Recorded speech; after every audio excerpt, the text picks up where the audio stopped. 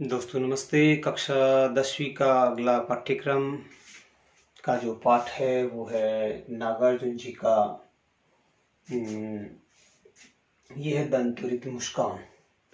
जैसा कि मैंने आपको बताया था, अगला हमारा जो अध्याय होगा वो जयशंकर प्रसाद। तो जयशंकर प्रसाद से पहले मैं नागार्जुन जी की जो एक कविता है ये दंतुरित मुस्कान ये लेंगे। नागार्जुन जी को आधुनिक कबीर कहा जाता है। और आधुनिक कबीर क्यों कहा जाता है? वो आधुनिक कबीर इसलिए कहा जाता है जिस तरह से कबीरदास जी ने सभी आडंबरों पर करारी चोट की है, करारा व्यंग्य किया है, उसी तरह से आधुनिक जो हिंदी साहित्य हैं, छायावादोत्तर जो युग के कवि नागार्जुन जी है, उन्होंने अपने व्यंग्यात्मक टिप्पणियों से हिंदी साहित्य में अपने व्यंग्यात्मकता के कारण इनको आधुनिक साहित्य का कबीर कहा जाता है। जब इनके उपनाम की बात की जाए तो नागार्जुन जी का जो मूल नाम है वो तो था वैद्यनाथ मिश्र, और मातृभाषा, उनकी जो मातृभाषा है नागार्जुन जी की वो मैथिली है। उस मैथिली में यात्री नाम से कविता लेखन करते थे। तो ये हमें याद रखना है ये चीज। नागार्जुन जी की मातृभाषा मैथिली है और मैथिली में वो यात्री नाम से कविता लेखन करते थे। ये एक प्रश्न इसमें से बनता है। मूल नाम की जब बात की जाए तो वैद्यनाथ मिश्र, और नागार्जुन जी को आधुनिक कवि। जन्म स्थान की बात अगर की जाए तो उनका जन्म 1911 में बिहार के दरभंगा जिले का जो सतलखा गांव है वहां पर उनको हुआ था। हम जानते हैं कि मैथिली जो भाषा है उसका संबंध बिहार से है। तो जन्म 1911 में बिहार में के दरभंगा जिले का सतलखा गांव। प्रमुख काव्य कृतियों की अगर हम यहाँ चर्चा करें तो युग धारा, सतरंगे पंखों वाली, हजार हजार बाहों वाली, पुरानी ज्योतियों का कोरस। एक बार हम इसको रिपीट कर लेते हैं। युग धारा, सतरंगे पंखों वाली, हजार हजार बाहों वाली और पुरानी ज्योतियों का कोरस। हिंदी में 2 नंबर की बोर्ड की परीक्षाओं में कवि परिचय से संबंधित प्रश्न पूछा जाता है। तो इसमें से अगर हम नागार्जुन के बारे में पूछे तो जन्म स्थान और उनका उपनाम, किस भाषा में उन्होंने साहित्य लेखन किया, और इसके साथ साथ उनकी 2 या 3 रचनाओं का हमें नाम याद रखना है। 2 रचनाओं की बात की जाए तो युग धारा, सतरंगे पंखों वाली होगी। इसके अलावा हम इसमें हजार हजार बाहों वाली, पुरानी ज्योतियों का कोर्स, ये है 4 पुस्तकें हम याद रख सकते हैं। पाठ परिचय अगर हम लें तो पाठ का शीर्षक है ये दंतुरित मुस्कान। दंतुरित का मतलब होता है शिशु की मुस्कान। जो जब नए नए जो बच्चे के दांत आते हैं तो उसको कहा जाता है दंतुरित मुस्कान, यानी शिशु की मुस्कान कितनी मनमोहक होती है। ये दंतुरित मुस्कान कविता में छोटे बच्चे की मनोहरी मुस्कान देखकर कवि के मन में जो भाव उमड़ते हैं उससे उन्हें कविता में बिंबु के माध्यम से प्रकट किया है। एक जो छोटा बालक होता है, एक जो छोटा बच्चा होता है, तो छोटे बच्चे की जो मुस्कान होता है, दंतुरित मुस्कान होती है, वो कितनी मनमोहक होती है। कठोर से कठोर हृदय वाला व्यक्ति भी एक बार तो मुस्कुरा देता है। जिसका कठोर हृदय होता है, कठोर दिल होता है, वह व्यक्ति भी एक छोटे बच्चे की मुस्कान को देखकर मुस्कुरा उठता है। तो इसलिए कवि ने यहाँ, नागार्जुन जी ने यहाँ उस शिशु बच्चे की मुस्कान को मनमोहक मुस्कान बताया है और इसको कई बिंबों के माध्यम से व्यक्त किया है, के माध्यम से प्रकट किया है। कवि का मानना है कि इस सुंदरता में ही जीवन का संदेश है।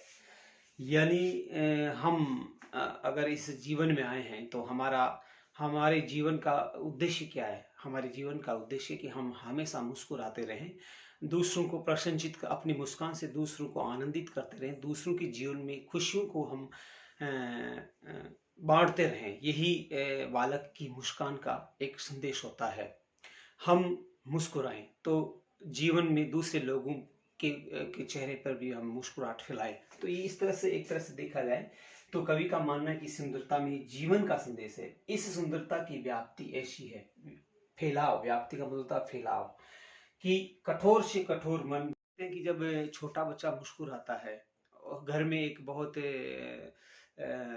माहौल, ऐसा माहौल होता है कि जिसमें सभी गुस्से में रहते हैं, झगड़ा भी कभी कभार हो जाता है। तो उसमें से अगर एक छोटा सा बच्चा मुस्कुरा देता है किसी भी बात को लेकर तो सारे घर वाले खिलखिला उठते हैं, सारे लोगों के चेहरे पर एक हंसी, एक आनंद का भाव उभर आता है। तो कठोर से कठोर जो हृदय है वह हृदय भी छोटे बच्चे की मुस्कान के सामने पिघल जाता है। इसलिए यह कहा गया है कि इस सुंदरता की व्याप्ति ऐसी कि कठोर से कठोर मन भी पिघल जाए। इस दंतुरित मुस्कान की मोहकता तब और अधिक बढ़ जाती है जब उसके साथ नजरों का बांकपन जुड़ जाता है।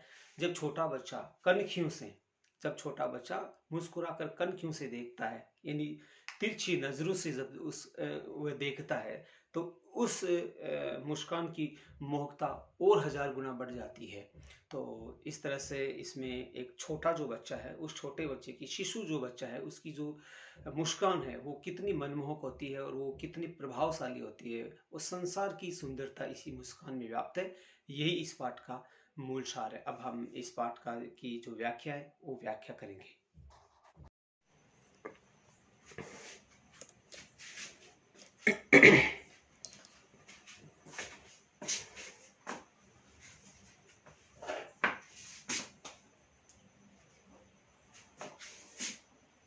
ये दंतुरित मुस्कान नागार्जुन द्वारा लिखित ये कविता है और इसमें छोटे बालक की जो मनमोहक मुस्कान है उस मुस्कान का इसमें वर्णन किया गया है। तो हम इसकी व्याख्या करते हैं। तुम्हारी ये दंतुरित मुस्कान मृतक में भी डाल देगी जान, धूली दूसर तुम्हारी ये गात, छोड़कर तालाब मेरी झोंपड़ी में खिल रहे जलजात, परस पाकर तुम्हारा ही प्राण पिघल कर बन गया होगा कठिन पाषाण।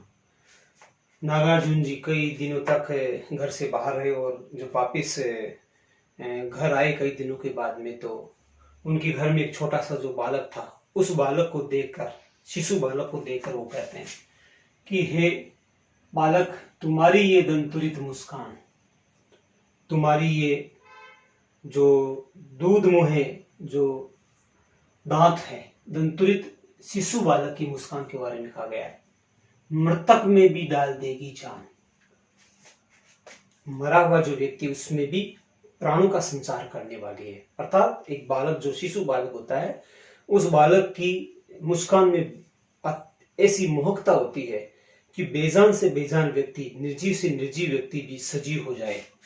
धूली दूसर तुम्हारी ये घात, विभिन्न बिंबों का प्रयोग करते हुए कवि नागार्जुन जी ने शिशु बालक की मुस्कान का यह वर्णन करते हुए लिखा है। धूली दूसर तुम्हारी ये घात, धूल से सना हुआ तुम्हारा ये घात, ये शरीर, छोड़कर तालाब में मेरी झोपड़ी में खिल रहे जलजात, जलजात करते कमल को। ऐसा लगता है जैसे तालाब को छोड़कर मेरी झोपड़ी में जलजात यानी कमल खिल रहा हो। बालक का धूल से सना हुआ जो शरीर है, उस शरीर को कवि ने प्रतीक रूप में बताते हुए कहा है कि ऐसा प्रतीत होता है कि मेरी झोपड़ी में जलजात यानी कमल, कोई कमल खिल रहा हो। बालक का जो कोमल शरीर है, उस कोमल शरीर और मधुर मुस्कान को देखकर कवि कल्पना करता है कि ऐसा प्रतीत होता है जैसे मेरी झोपड़ी में जलजात कोई कमल खिल गया हो।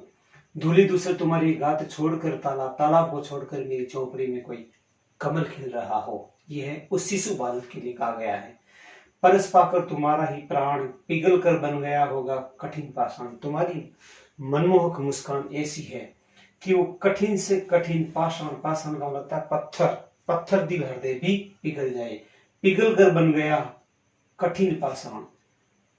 हे शिशु बालक, तुम्हारा स्पर्श पाकर ही प्राण पिघल कर बन गया होगा कठिन पाषाण। कठिन पाषाण, कठिन पत्थर, कठोर व्यक्ति हृदय भी तुम्हारा स्पर्श पाकर पिघल जाए, वह भी प्रसन्नचित हो जाए, वह भी आनंदित हो जाए, उसका गुस्सा भी काफुर हो जाए।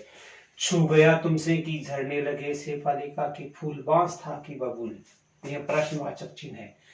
कवि नागार्जुन जी अपने लिए कहते हैं कि मैं तो बांस और बबूल के जैसा था, कठोर कांटों वाला था, लेकिन तुम्हें छूते ही मुझे ऐसा लगने लगा है जैसे शेफालिका के फूल झरने लगे हो।